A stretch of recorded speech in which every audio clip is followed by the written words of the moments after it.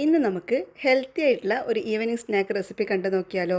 നേന്ത്രപ്പഴവും അരിപ്പൊടിയും കൊണ്ടാണ് ഈ ഒരു പലഹാരം തയ്യാറാക്കിയിട്ടുള്ളത്. വൈകുന്നേരം ചായയുടെ കൂടെയൊക്കെ കഴിക്കാൻ പറ്റിയ നല്ല ഹെൽത്തി ആയിട്ടുള്ള ഒരു പലഹാരമാണിത്. കുട്ടികളൊക്കെ സ്കൂളൊക്കെ വിട്ട് വരുന്ന സമയത്ത് കൊടുക്കാൻ പറ്റിയ അടിപൊളിയായിട്ടുള്ള പലഹാരമാണ്.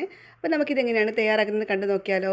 ഇതിൻ്റെ ഉള്ളിൽ നല്ല ടേസ്റ്റ് ആയിട്ടുള്ള ഫില്ലിംഗ് ഉണ്ട്. ഒട്ടും തന്നെ എണ്ണയൊന്നും ചേർക്കാതെ ആവിയിൽ തയ്യാറാക്കിയിട്ടുള്ള ഒരു പലഹാരമാണിത്.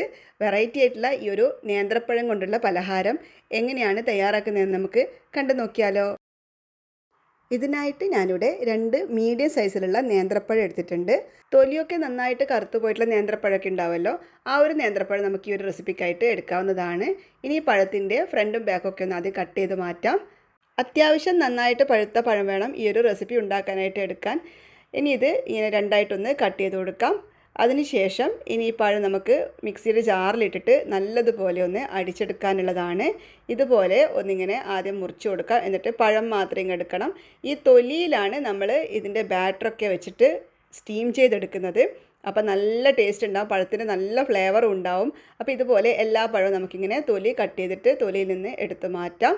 അതിനുശേഷം ഈ പഴം ഒരു മിക്സിയുടെ ജാറിലോട്ട് ഇട്ട് കൊടുക്കണം. എന്നിട്ട് നല്ലതുപോലെ ഒന്ന് ബ്ലെൻഡ് ചെയ്തെടുക്കണം. ഇതാ എല്ലാ പഴവും ഇതുപോലെ തന്നെ നമുക്ക് തൊലി മാറ്റിയെടുക്കാം. അതിനുശേഷം ഇതെല്ലാം കൂടി മിക്സിയുടെ ജാറിലോട്ട് ഇതുപോലെ ചെറിയ ചെറിയ പീസസ് ആയിട്ടൊന്ന് കട്ട് ചെയ്ത് കൊടുക്കണം. ഒട്ടും തന്നെ വെള്ളമൊന്നും ചേർത്ത് കൊടുക്കരുത്. ഇത് അരച്ചെടുക്കാനായിട്ട് ഒരു തുള്ളി വെള്ളം ആവശ്യമില്ല. അല്ലാതെ നമുക്ക് നല്ല ഫൈൻ പേസ്റ്റായിട്ടൊന്ന് അരച്ചെടുക്കണം. അങ്ങനെ ഇതിപ്പോൾ ഇവിടെ നല്ലതുപോലെ തന്നെ അരച്ചെടുത്തിട്ടുണ്ട്. കണ്ടല്ലോ, നല്ല ഫൈൻ പേസ്റ്റായിട്ട് തന്നെ അരച്ചെടുത്തിട്ടുണ്ട്. ഒട്ടും തന്നെ വെള്ളമൊന്നും ചേർത്ത് കൊടുത്തിട്ടില്ല. ഇനി നമുക്കിതിലേക്ക് ആവശ്യമായിട്ടുള്ളത് അരിപ്പൊടിയാണ്. ഞാനിപ്പോൾ ഇവിടെ 1 കപ്പ് അരിപ്പൊടി എടുത്തിട്ടുണ്ട്. നമ്മൾ ഇടിയപ്പത്തിനും പത്തിരിക്കൊക്കെ എടുക്കുന്ന അരിപ്പൊടി, വറുത്ത അരിപ്പൊടി ഉണ്ടല്ലോ, അത് മതി. ഇനി ഇതിലോട്ട് കുറച്ച് ഉപ്പ് കൂടി ചേർത്ത് കൊടുക്കാം. എന്നിട്ട് നമ്മൾ അരച്ച് വെച്ചിരിക്കുന്ന ഈ പഴത്തിൻ്റെ മിക്സ് കൂടി ചേർത്ത് കൊടുക്കണം. ഇതിലേക്കായിട്ട് നമുക്ക് അരിപ്പൊടിക്ക് പകരം ഗോതമ്പ് പൊടിയും യൂസ് ചെയ്യാവുന്നതാണ്. ഇനി ഇതെല്ലാം കൂടി നല്ലതുപോലെ ഒന്ന് മിക്സ് ചെയ്ത് കൊടുക്കാം. ഒട്ടും തന്നെ വെള്ളമോ പാലോ ഒന്നും ചേർത്ത് കൊടുക്കണ്ട. ഞാനിപ്പോൾ 2 പഴത്തിൻ്റെ കണക്കിലാണല്ലോ എടുത്തിട്ടുള്ളത്. 2 പഴത്തിൻ്റെ കണക്കിൽ 1 കപ്പ് അരിപ്പൊടി മതിയാവും. ഇതാ കണ്ടല്ലോ, ഇതുപോലെ നന്നായിട്ട് തന്നെ ഒന്ന് മിക്സ് ചെയ്ത് കൊടുക്കാം. ഈ ഒരു പരുവത്തിലാണ് നമുക്ക് മാവ് വേണ്ടത്. കണ്ടല്ലോ, ഇതുപോലെ നന്നായിട്ട് മിക്സ് ചെയ്ത് കൊടുക്കണം. അതിനുശേഷം ഒരു പാൻ അടുപ്പിൽ വെച്ചിട്ട് അതിലേക്ക് 1 ടീസ്പൂൺ നെയ്യ് ചേർത്ത് കൊടുക്കാം. നെയ്യൊന്ന് ചൂടായി വരുമ്പോഴേക്കും അതിലേക്ക് 1/4 കപ്പോളം ചിരകി തേങ്ങ ഇട്ട് കൊടുക്കുന്നുണ്ട്. ഇനി ഈ തേങ്ങ നല്ലതുപോലെ ഒന്ന് റോസ്റ്റ് ചെയ്തെടുക്കണം. നെയ്യുടെ ആവശ്യമൊന്നുമില്ല, നെയ്യ് ഉണ്ടെങ്കിൽ നല്ല ടേസ്റ്റ് ഉണ്ടാവും, അത്രമാത്രം. തേങ്ങയൊന്ന് നെയ്യിൽ നല്ലതുപോലെ റോസ്റ്റ് ചെയ്തെടുത്ത ശേഷം ഇനി ഇതിലേക്ക് കുറച്ച് ശർക്കര പാനി ഒഴിച്ചു കൊടുക്കാം. 2-3 ടേബിൾ സ്പൂൺ മാത്രം ഒഴിച്ചു കൊടുത്താൽ മതി. എന്നിട്ട് നല്ലതുപോലെ ഒന്ന് മിക്സ് ചെയ്ത് കൊടുക്കാം.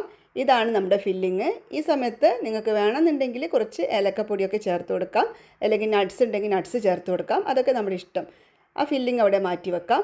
അതിനുശേഷം ഒരു പഴത്തൊലി എടുക്കാം. നമ്മൾ നേരത്തെ കട്ട് ചെയ്ത് മാറ്റി വെച്ചിരിക്കുന്ന പഴത്തൊലി ഉണ്ടല്ലോ, ആ പഴത്തൊലി ഇങ്ങനെ എടുക്കണം. എന്നിട്ട് ഒരു സ്പൂണോ അല്ലെങ്കിൽ കയ്യോ യൂസ് ചെയ്തിട്ട് ഇതിൽ നിന്ന് കുറച്ച് മാവ് എടുത്തിട്ട് ഈ പഴത്തൊലിയിലോട്ട് വെച്ച് കൊടുക്കാം. ആവശ്യത്തിന് മാവ് പഴത്തൊലിയിൽ വെച്ച് കൊടുത്ത ശേഷം നല്ലതുപോലെ ഒന്ന് സ്പ്രെഡ് ചെയ്ത് കൊടുക്കണം. ഇതുപോലെ സ്പൂൺ വെച്ചിട്ടോ അല്ലെങ്കിൽ നമ്മുടെ കൈ കൊണ്ടോ നല്ലതുപോലെ ഇങ്ങനെ സ്പ്രെഡ് ചെയ്ത് കൊടുക്കാം. കയ്യിൽ ഒട്ടിപ്പിടിക്കുന്നെന്ന് തോന്നുവാണെങ്കിൽ കുറച്ച് വെള്ളം ഒന്ന് തൊട്ടതിന് ശേഷം ഇങ്ങനെ നന്നായിട്ടൊന്നിങ്ങനെ സ്പ്രെഡ് ചെയ്ത് കൊടുത്താൽ മതി. ഒത്തിരി തിക്കായി പോകണ്ട, അത്യാവശ്യം തിക്നെസ് മാത്രം മതി. എന്നിട്ട് ഇതിലോട്ട് നമ്മുടെ ഫില്ലിങ് വെച്ച് കൊടുക്കാം. ഫില്ലിങ് 1 സ്പൂണൊക്കെ വെച്ച് കൊടുത്താൽ മതിയോ. 1 സ്പൂണോ 1.5 സ്പൂണോ ഒക്കെ ഫില്ലിങ് വെച്ച് കൊടുക്കാം. ഞാൻ നേരത്തെ പറഞ്ഞതുപോലെ ഈ ഫില്ലിങ്ങിൽ കുറച്ച് കാഷ്യൂ നട്ട്സൊക്കെ വെച്ച് കൊടുക്കുകയാണെങ്കിൽ, ചെറിയ പീസസ് ആയിട്ട് കാഷ്യൂ നട്ട്സൊക്കെ കട്ട് ചെയ്തിട്ട് കൊടുക്കുകയാണെങ്കിൽ നല്ല ടേസ്റ്റ് ഉണ്ടാകും കഴിക്കുന്ന സമയത്ത്. ഞാനിപ്പോൾ തേങ്ങ മാത്രമേ ചേർത്ത് കൊടുത്തിട്ടുള്ളൂ. ഇനി ഇത് നല്ലതുപോലെ ഇതുപോലെ ഒന്ന് കവർ ചെയ്ത് കൊടുക്കണം.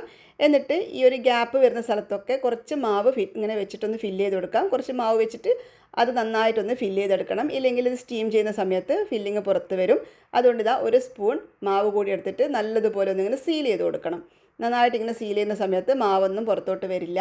എന്നിട്ട് കൈ കൊണ്ട് തന്നെ നന്നായിട്ടൊന്നിങ്ങനെ ഒന്ന് ഷേപ്പാക്കി കൊടുക്കണം. നല്ല കുറച്ച് ടൈറ്റായിട്ട് തന്നെ ഒന്നിങ്ങനെ ഷേപ്പാക്കി കൊടുക്കാം. അങ്ങനെയാകുമ്പം ഇതിനുള്ളിലുള്ള ഫില്ലിംഗ് ഒന്നും പുറത്ത് വരില്ല. ഇങ്ങനെ പഴത്തൊലി തന്നെ ഇതിങ്ങനെ സ്റ്റീം ചെയ്തെടുക്കുമ്പോഴുണ്ടല്ലോ നല്ല ടേസ്റ്റ് ഉണ്ടാകും. പഴത്തിൻ്റെ ആ സ്വാദ് അങ്ങനെ തന്നെ നമുക്ക് കിട്ടും. അപ്പോൾ അതിനായിട്ടാണ് ഇങ്ങനെ ചെയ്യുന്നത്. പഴത്തൊലി നന്നായിട്ട് തന്നെ, പഴം നന്നായിട്ട് ആദ്യം ഒന്ന് കഴുകണേ, അത് ഞാൻ പറയാൻ വിട്ടുപോയി. നല്ലതുപോലെ ആദ്യം പഴം കഴുകണം. അതിനുശേഷം മാത്രമേ നമ്മൾ കട്ട് ചെയ്തിട്ട് എടുക്കാൻ പാടുള്ളൂ. തൊലി നല്ലതുപോലെ ആദ്യം കഴുകി എടുക്കണം. അപ്പോൾ എല്ലാം ഇതുപോലെ തന്നെ ചെയ്തെടുത്തിട്ടുണ്ട്. ഇനി നമുക്കിതൊന്ന് സ്റ്റീം ചെയ്തെടുക്കണം. ഞാനിവിടെ വെള്ളം ചൂടാവാനായിട്ട് വെച്ചിട്ടുണ്ടായിരുന്നു. ഇനി ഇതിലേക്ക് ഓരോന്നായിട്ട് വെച്ച് കൊടുക്കാം. അതിനുശേഷം 10-15 മിനിറ്റ് നേരത്തേക്ക് ഒന്ന് നന്നായിട്ട് സ്റ്റീം ചെയ്തെടുത്താൽ മതി. ഇനി നമുക്കിതിവിടെ അടച്ച് സ്റ്റീം ചെയ്യാനായിട്ട് വെച്ച് കൊടുക്കാം. മീഡിയം ടു ഹൈ ഫ്ലെയിമിലിട്ടിട്ട് തന്നെ സ്റ്റീം ചെയ്തെടുത്തോളൂ. അങ്ങനെ ഇതാ ഒരു 15 മിനിറ്റൊക്കെ ആകുമ്പോഴേക്കും നല്ലതുപോലെ തന്നെ വെന്ത് കിട്ടിയിട്ടുണ്ട്. കണ്ടല്ലോ, നല്ലതുപോലെ തന്നെ വെന്ത് വന്നിട്ടുണ്ട്. ഇനി നമുക്കിത് അടുപ്പിൽ നിന്ന് മാറ്റി വെക്കാം. ഇതിപ്പോൾ ഇതിൻ്റെ ചൂടൊക്കെ ഏകദേശം ഒന്ന് മാറി കിട്ടിയിട്ടുണ്ട്. ആ സമയത്ത് ഞാനൊരു പ്ലേറ്റിലോട്ട് മാറ്റി കൊടുക്കുകയാണ്. അപ്പോൾ ഇത് കണ്ടല്ലോ, ഇതൊരെണ്ണം മതിയാകും ഒരാൾക്ക് കഴിക്കാനായിട്ട്, വയറ് ഫുള്ളാവും. ഇനി ഇത് ഞാനിതൊന്ന് ഇങ്ങനെ ഇതിൻ്റെ റിമൂവ് ചെയ്ത് കൊടുക്കാം, തൊലി റിമൂവ് ചെയ്ത് കൊടുക്കാം. ഈ ഒരു പഴത്തൊലി ഉണ്ടല്ലോ, ഇത് നമുക്ക് വീണ്ടും ഇനിയും മാവുണ്ടെന്നാണെങ്കിൽ ഈ ഒരു പഴത്തൊലി തന്നെ വീണ്ടും മാവ് ഫില്ല് ചെയ്തിട്ട് ഇതുപോലെ തന്നെ സ്റ്റീം ചെയ്തെടുക്കാവുന്നതാണ്. പഴത്തൊലി കീറിപ്പോകുന്നില്ല. ഇനിയും ഇതിൽ തന്നെ തയ്യാറാക്കിയെടുക്കാം. അപ്പോൾ ഇതൊന്ന് കട്ട് ചെയ്ത് കാണിക്കാം. ഇതിൻ്റെ ഉള്ളിലെ ഫില്ലിംഗ് ഒക്കെ നമുക്കൊന്ന് കട്ട് ചെയ്തിട്ട് നോക്കാം. നല്ല രുചികരമായിട്ടുള്ള ഒരു പലഹാരമാണ്. അത്യാവശ്യം ചൂട് പോകുന്നതിനെക്കാട്ടും മുന്നേ തന്നെ കഴിക്കണം. ചൂട് പോകുമ്പോൾ കുറച്ചൊന്ന് ഹാർഡായി പോകും. അപ്പോൾ അതുകൊണ്ട് അത്യാവശ്യം ചൂടായിരിക്കുന്ന സമയത്ത് തന്നെ കഴിക്കാൻ ശ്രദ്ധിക്കണം. വളരെ ഈസിയല്ലേ തയ്യാറാക്കാനായിട്ട്. നല്ല വെറൈറ്റി ആയിട്ടുള്ള ഒരു സ്നാക്കാണിത്. കുട്ടികൾക്കൊക്കെ ഇഷ്ടപ്പെടും. സ്കൂളൊക്കെ വിട്ട് വരുന്ന സമയത്ത് കഴിക്കാൻ കൊടുക്കുകയാണെങ്കിൽ അവർ വിശപ്പൊക്കെ പെട്ടെന്ന് തന്നെ മാറിക്കിട്ടുന്നതായിരിക്കും. അപ്പോൾ ഈ ഒരു റെസിപ്പി നിങ്ങൾക്ക് എല്ലാവർക്കും ഇഷ്ടപ്പെട്ടിട്ടുണ്ടെങ്കിൽ തീർച്ചയായിട്ടും ട്രൈ ചെയ്ത് നോക്കണേ. ട്രൈ ചെയ്ത് നോക്കിയിട്ട് നിങ്ങളുടെ ഫീഡ്ബാക്ക് കമൻസായിട്ട് അറിയിക്കാൻ മറക്കരുത്. അതുപോലെ വീഡിയോ ലൈക്ക് ചെയ്യാനും ഷെയർ ചെയ്യാനും ആരും മറക്കരുത്. ചാനൽ സബ്സ്ക്രൈബ് ചെയ്ത് സപ്പോർട്ട് ചെയ്യാനും മറന്നു പോകരുത്. നമുക്ക് വീണ്ടും പുതിയൊരു വീഡിയോ ആയിട്ട് കാണാം.